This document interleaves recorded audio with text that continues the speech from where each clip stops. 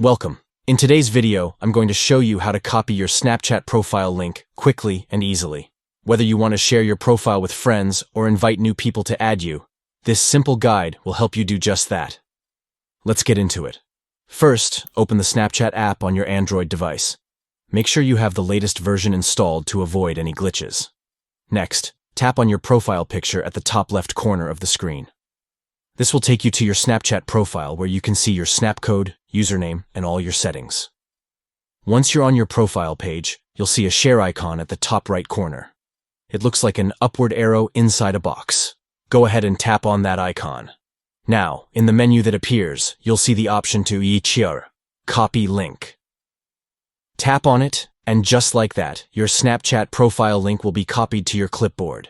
That's it. You've successfully copied your Snapchat profile link, and now you can share it with anyone, whether through messages, social media, or any platform you like. If you found this video helpful, be sure to like, subscribe, and hit the bell icon so you never miss out on more Snapchat tips and tricks.